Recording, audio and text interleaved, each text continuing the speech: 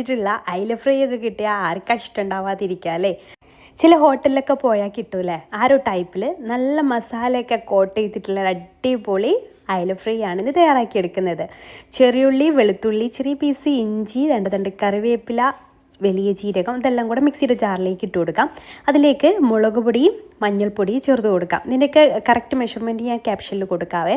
പിന്നെ 1 ടീസ്പൂണ് വിനാഗിരി ചേർത്ത് കൊടുക്കാം, ഉപ്പ് ചേർത്ത് കൊടുക്കാം, കുറച്ച് വെള്ളവും ചേർത്തിട്ട് നല്ല പേസ്റ്റ് രൂപത്തിൽ അരച്ചെടുക്കാം. എന്നിട്ട് നമുക്കിത് മീനിലേക്ക് പുരട്ടി കൊടുക്കാം. ഇതിൻ്റെ പകുതി മസാല ഞാൻ മീനിലേക്ക് പുരട്ടുന്നുള്ളൂ കേട്ടോ. വലിയ 3 മീനാണ് എടുത്തിട്ടുള്ളത്.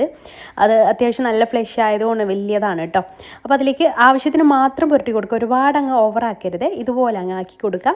എന്നിട്ട് ചൂടായ വെളിച്ചെണ്ണ ഇട്ട പാനിലേക്ക് മീൻ വെച്ച് കൊടുക്കാം. 3 ഒരുമിച്ച് അങ്ങ് ഫ്രൈ ചെയ്തെടുക്കുക കേട്ടോ ഞാൻ ചെയ്യുന്നത്.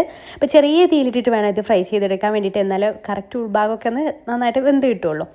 അപ്പോൾ അതാ തിരിച്ചിട്ട് കൊടുക്കാം. 2 സൈഡും ഒന്ന് ഫ്രൈ ആയിട്ട്